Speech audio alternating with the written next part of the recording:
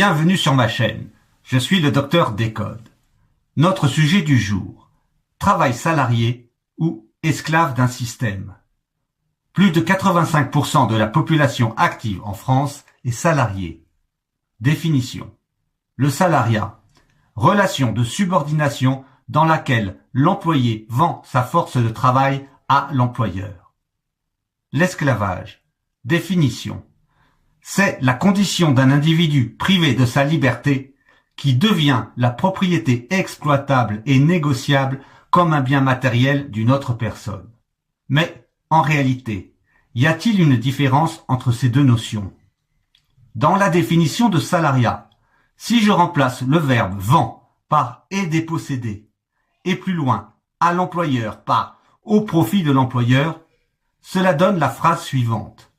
Le salariat, relation de subordination dans laquelle l'employé est dépossédé de sa force de travail au profit de l'employeur.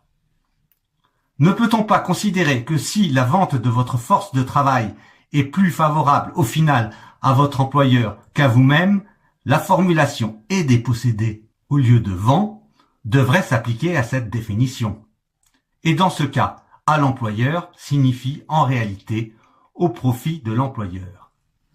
Dans la définition d'esclavage, si je remplace le terme individu par employé et plus loin d'une autre personne par d'un employeur, cela donne: l'esclavage est la condition d'un employé privé de sa liberté qui devient la propriété exploitable et négociable comme un bien matériel d'un employeur.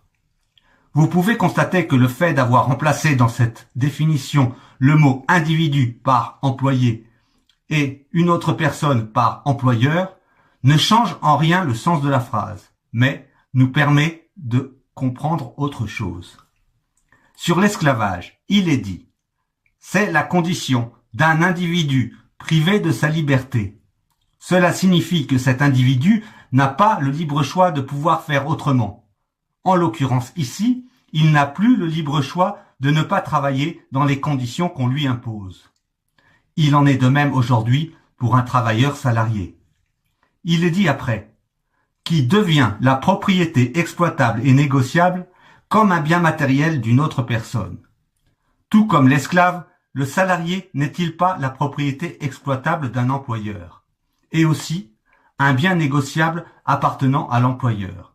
Si par exemple ce dernier revend son entreprise avec tout le personnel qui la compose, le salarié n'a pas son mot à dire et n'en retire aucun bénéfice, alors que l'employeur, oui, car une partie de la valeur d'une entreprise est intrinsèquement aussi les salariés qui la composent. Dans les conditions de vie actuelles de notre société, et après cette analyse des faits, peut-on dire qu'il y a vraiment une différence substantielle entre la définition d'esclavage et le travail salarié? Continuons notre analyse. Un salarié produit plus de richesse qu'il n'en coûte à son employeur et à la société. Mais s'il considère que l'employé ne lui rapporte pas suffisamment, il le remplace par un autre moins coûteux, ou il peut aussi augmenter sa charge de travail sans augmenter son salaire, sous la menace d'un licenciement, etc. Pourquoi les gens acceptent-ils cette situation sans se révolter?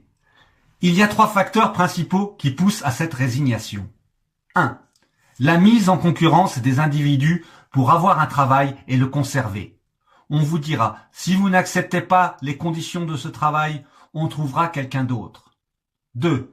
La misère qui touche une partie de la population et qui pousse les autres à être fortement motivés pour travailler, quelles qu'en soient les conditions et le salaire proposé. 3. La peur de tomber dans la misère, de perdre son emploi et de se retrouver sans revenu. Malheureusement, c'est dans l'intérêt des dirigeants et employeurs que de toujours maintenir ces conditions qui sont la source de leur prospérité. Et toutes les lois votées ne sont là que pour maintenir ce système, et non pour améliorer la vie des gens et résoudre leurs problèmes. La plupart des citoyens n'ont pas vraiment conscience de cette manipulation.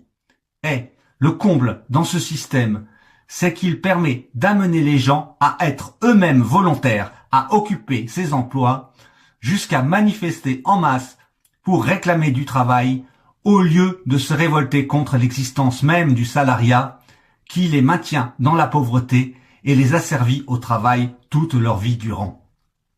L'ensemble des biens sont produits par les travailleurs et pourtant la plupart des richesses appartiennent à une élite dont l'activité principale consiste à faire travailler les plus pauvres qu'eux pour s'enrichir davantage. C'est cela que j'appelle être dépossédé de sa force de travail. C'est donc bien la répartition des richesses qui doit être ici remise en cause et l'ensemble des lois qui sont responsables de cette situation des travailleurs. Chaque citoyen est soumis à l'impôt et aux taxes qui ne lui laissent au final que 35% de ses revenus pour faire face aux dépenses de la vie courante. Autant dire qu'après cela, il ne lui reste plus rien ou presque de son salaire à la fin du mois. En résumé, vous n'avez que le choix de travailler pour rien. C'est ce qu'on appelle l'esclavage. Car vos maîtres et dirigeants, eux, en profitent. Pourtant, les trois fondements de notre République sont liberté, égalité, fraternité. Alors, je vous pose la question. Êtes-vous libres et égaux ou seulement un esclave du système? Vous pouvez partager cette vidéo avec #Stop à l'esclavage salarié. N'hésitez pas à donner votre avis librement dans les commentaires.